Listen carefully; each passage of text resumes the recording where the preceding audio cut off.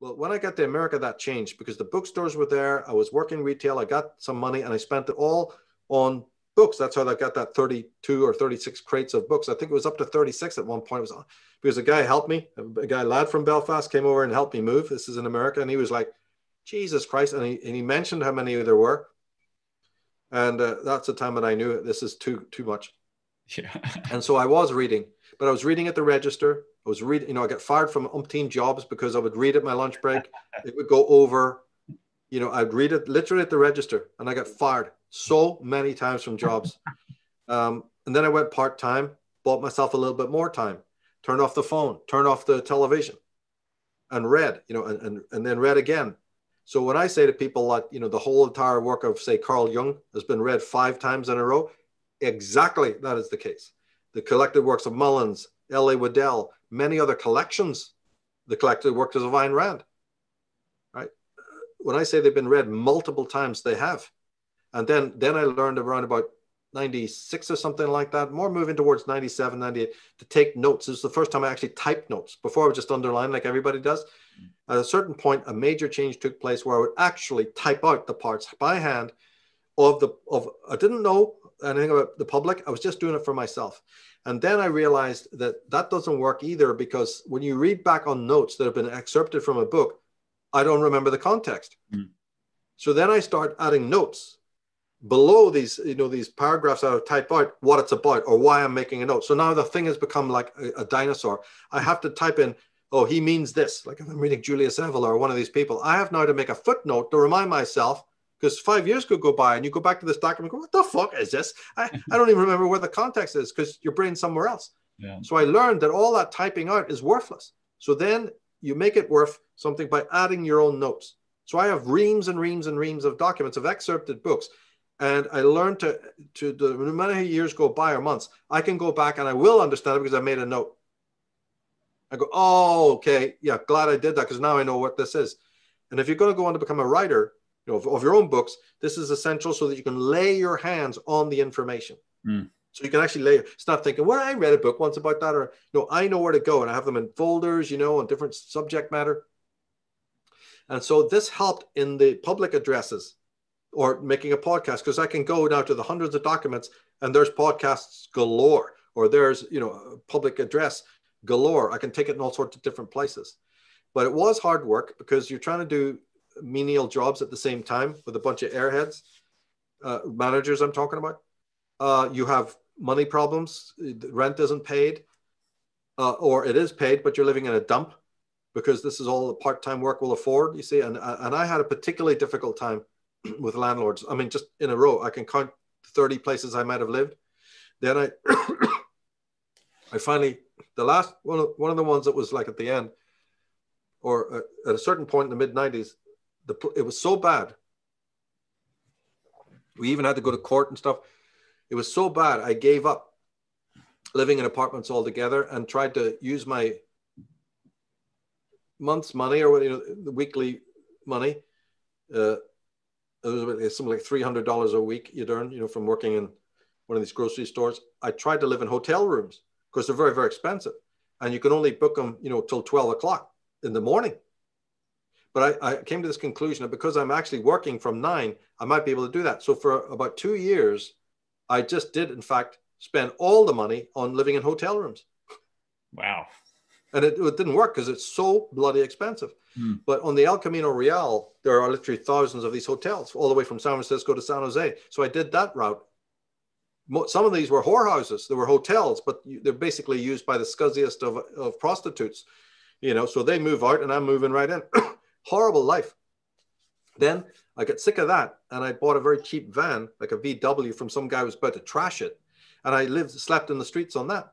And in the Bay Area, if anybody knows, you can't do that because the cops invariably come over. I mean, you couldn't even do it for one night. They find you. Wow. Either somebody in the house reports that there's a strange van in our street or whatever, or even when I try to park and work, fucking 3 a.m, knock, knock, knock.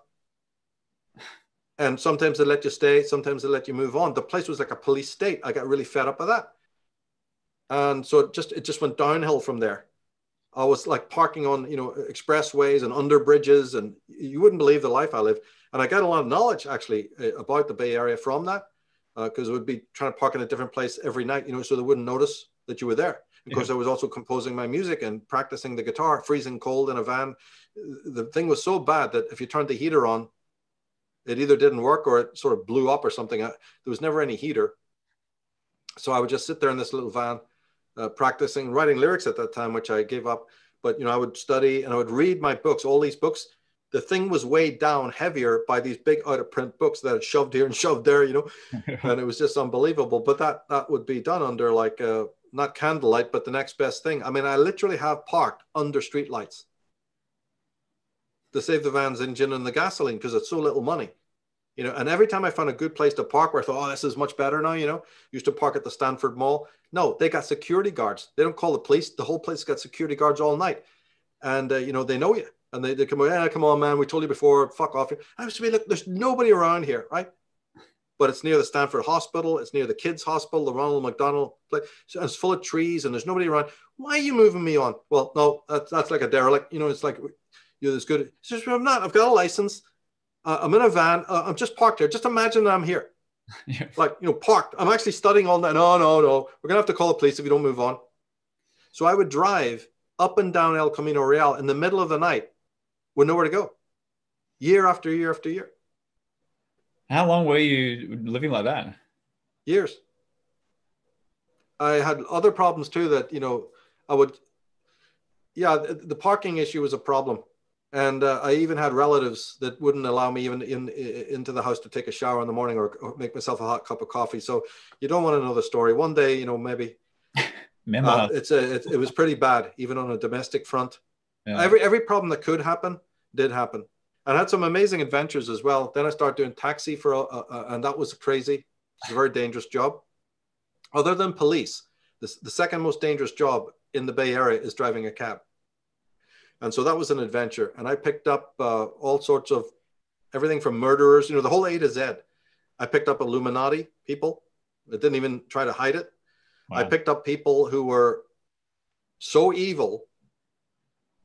These are people flying into the Bay Area, and then I would drive them to these bizarre, you know, Silicon Valley locations, and would need 3 days sleep after driving one of these guys around. So I had a wide experience. I picked up heavy-duty Microsoft people, lovely people, great people, enlightened people, evil people, soulless people. You know, so I had another experience there.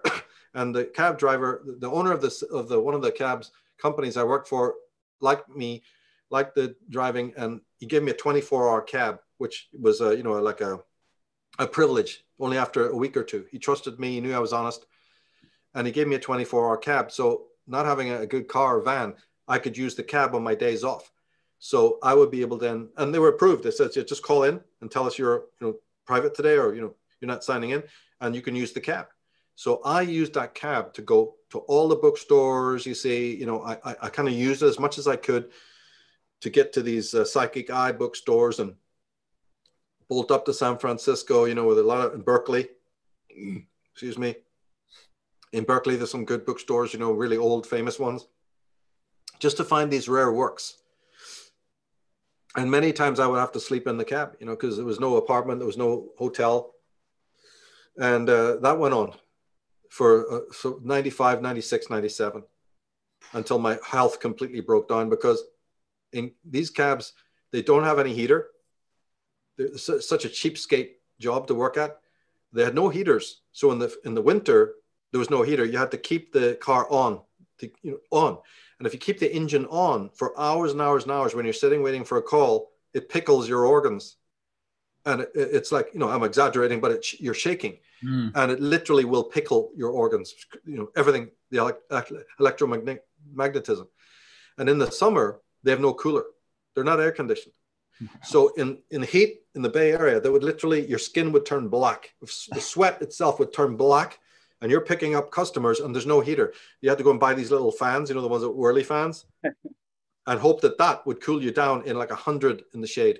And I remember sitting reading books, and to this day, I can pull out books from my collection, particularly the works of Gerald Massey, and show you stains on the books of sweat and blood and French fries and ketchup. Those books, if you look at them, they're like history of where I was, you know, and what state I was in. while I sweat bullets trying to read his books, you know, coming off your brow, or going into a little cafe or whatever. And there was all sorts of problems. And the little diners that did exist, where, you know, you could spend all night and the waitresses knew who you were. They saw your cab and they let you stay there, and they bring your coffee, and you could stay there for all day and night, and they didn't care. They closed. So in the Bay Area, I was at the time when diners that had been there for the best part of 50 years were regularly closing. And all the taxi cab guys, you know, worried about it. And we just had a wave of it in the Bay Area, where all these great places, old mom and pop places, and, you know, Cairns and other places were closing, you know, because they couldn't afford the rent. These franchises, these ugly places were opening. And this whole sanitization, the strip mall. So any place with character that we all used to go, and we loved it. And I have had an education of a lifetime through the 90s, reading in some of these wonderful little mom and pop places open 24 hours. And the waitresses know you. Oh, what are you reading today? Or I think I heard a call on your cab, you know, okay, girl, it was before cell phones, you know, and you'd run out and go on a little ride, come back, they'd feed you again, you know, you just sit there quietly, peacefully, having a coffee and reading. And I read the world's literature. So my education is courtesy of the Bay Area, these little diners and places like that. And one by one, they all closed till there was nothing left but these pompous ass modernized, you know, do you want a spritzer with that? You know, just fuck off, you know, fuck the fuck off. And when I got to Melbourne, I must say, when I got to Melbourne, some of the streets there, names of, I can't remember, but I suddenly had a throwback going, oh, this is like the Bay Area. Once upon a time, you know, these bohemian places that exist up there in Melbourne. And of course they have a few in Sydney as well. And it was like a throwback, going, this is the way it should be. These places are open late at night and everybody's having a party. And I had such a throwback in Melbourne, really liked it there. And the Bay Area just got too expensive, both for rents and for this ambiance. And we had nowhere to go. So, I was just going to talk about the illness because of the cab, because of this extreme environment of the extreme heat and the extreme cold. My health broke down and I had to get out of that job. And then I did go back doing retail, you know, temporarily, until friends of mine just coaxed me to do readings for people. They said, you've got all this knowledge. What is it that's stopping you? And I had this extreme hatred of anything to do with the New Age movement and the people that I knew, because I found them all to be false, with the exception of maybe Paul Solomon, the great teacher. Everybody else I came into contact with, and this is a very wide group. This involves a lot of gurus and all sorts of different paths and multitude of different people. I can name the few. And some of them weren't even really part of the New Age, the ones I liked, you know, but most of the New Age, it left a very bad impression because we're so deeply involved with it that I start seeing them all as false. And so I ruined my health and ruined my life at that time by not earlier committing to doing readings and charts, but by 98, more about 97 maybe. I'll tell you what happened. It's actually a brother of mine who is a younger one. He had bought his own little collection of tarot books, you know, just, he's like a Slayer fan, real Megadeth head, you know, but he had bought some esoteric books and he was very interested in it. And his green card thing ran out, or his stay, some sort of, you know, his visa, and nothing could be done about it. And he had to leave and he had to come back to Belfast. He sadly got murdered in 2012, but we lost him. So, but he had left. As he was leaving, he said, I guess you have to, you know, can you take my books? And I looked at them, they were all on esoteric subjects. And I went, fuck yeah, you know, I'll devour these. And so in 1998, I start reading because I missed him. So out of that, I would carry the books around in the cab or whatever, you know, in my van or whatever. And I would actually read them. And a strange thing happened, that one of the books that he had inspired my entire Taroscopes website and everything I've done since, because it was so full of bullshit. He had this tarot book and the guy had written, you know, he's obviously and it irritated me that he didn't even know basic Golden Dawn correspondences or whatever. So I got it. It was at work and I was technically the manager of this place. So I got this pad and I start writing down methodically what would later become the Taroscopes website, you know, of all the corrections to this guy's bogus stuff. And I'd done stuff like this in the past, but never as heavy as this. This really got me deeply interested. And then these tables of correspondences that I had made, when I look back at them, I went, oh my God, they're right, this works. And then I did thousands of people's charts. to prove the system. You know, I still have books today with all the celebrities, you know, all their dates of birth in there, and a lot of people I knew. And I couldn't believe it would become the Taroscope system, that this system I had invented was correct. It was good for me. It was, everybody else went, oh my God, how do you know that about me? All right. But it was a different system than they had been used to. So I stuck with that. I didn't cave in and went, oh, well, I guess, you know, no, I stuck with it and followed it through and did the classes, did the readings, and then built the website. And so from, you know, this kid's, you know, that sad day when he left the country. You know, I might not see him again, or not for many, many years. And he was the only one I had camaraderie with. I didn't care about any of my other family. They're all bastards. So he was the only one I had the camaraderie with. And the rug was pulled from him. They sabotaged him. And the poor bugger had to come back to the streets of Belfast. And he was beaten up on several occasions by paramilitaries. I mean, really badly beat. You know, the bats with the nails in it and all that kind of thing, and jumping out of 3-story windows and all the hell that he had to go through. And then finally, you know, somebody murdered him. So that was the end of that. But I would look at that as being fated, that he left that little collection of books, you know, and toddled off. And it was just like one of the most heartbreaking fucking years. And I looked at his chart. I didn't even really tell him, but I looked at his chart that year he left, and it was so fucking bad, man.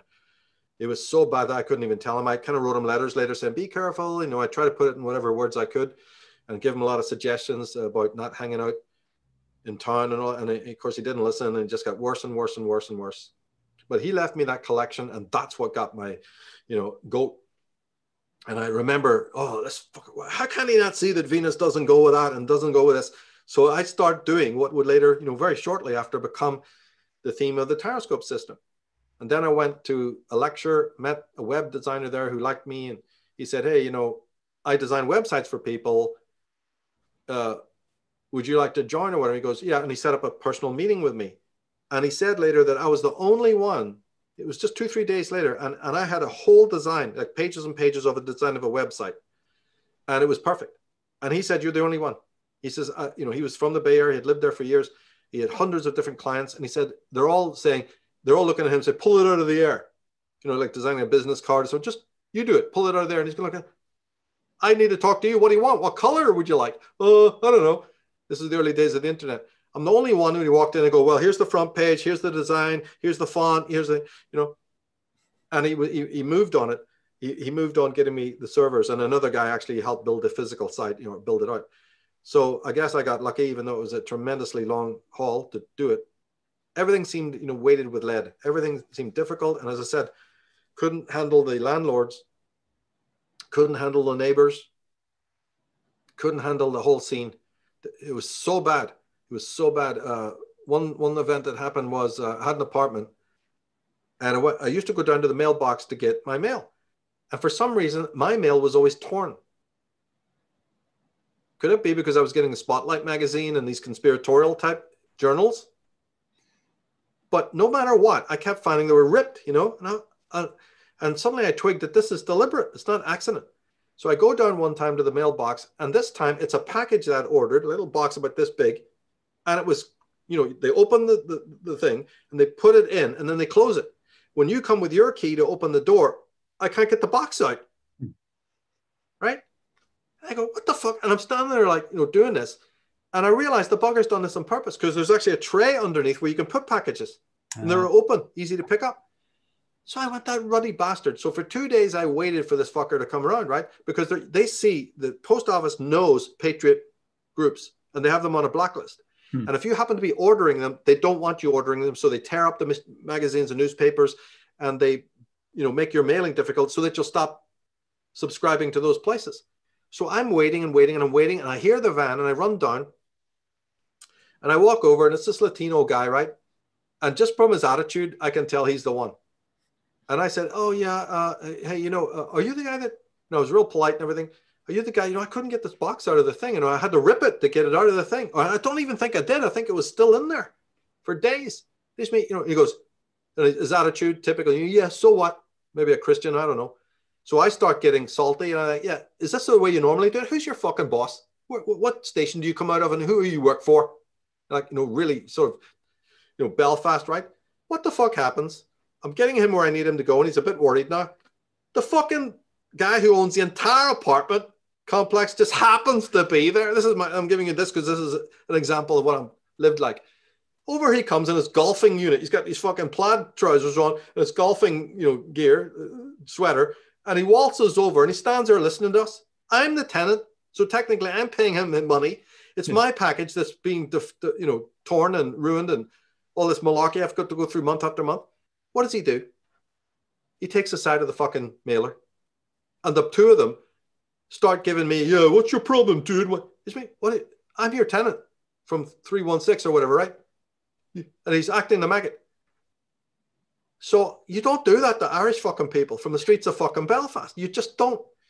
So I just gave them verbal, like this guy was oh my fucking God, as I went into a rant and telling him about why. He's me to see his fucking newspaper. So you're a free country, right? I went into this whole thing and made them so uncomfortable. But this is what it was like on an hourly level with people. They see what you're being mailed. They see you. They see the car you're driving. They hear the music you're playing. They see the T-shirt you're wearing. America is not free. America is not free, has never been fucking free. It is a police yourself stuff. The stuff in the White House, fuck that. It's everybody policing one another. It's the most passive-aggressive fucking place, or at least California is, that I've ever had the misfortune to fucking know. And it's not much better in Seattle now. But the Bay Area was absolutely the most zombified fucking place that you could ever imagine. And that example I just gave you was multiplied 1,000,000 times. They were in the end, they were scratching your car. They were, taking the cap off your fucking, you couldn't even believe it. So I gave up living in apartments.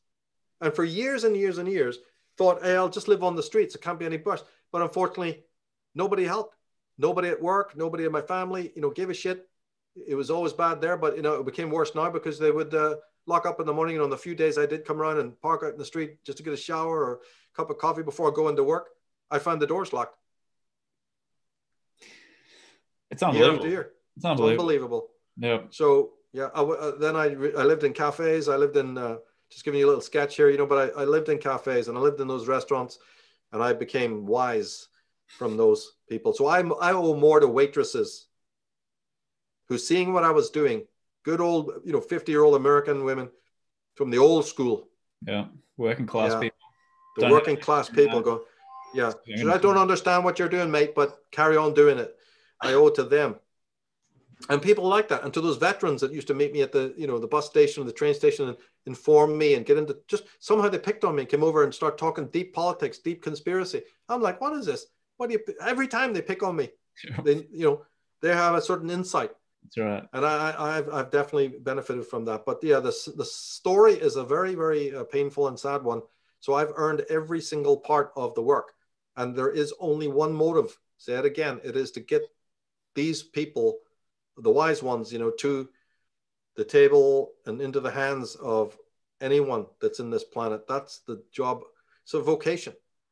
Yeah, but it's not really about me or my image or, endless self-referencing like other people do ad nauseum. It's like, yeah, let me just get to the work and see if you like it. And we'll discuss it. It's just like two friends talking like we're doing right now, actually.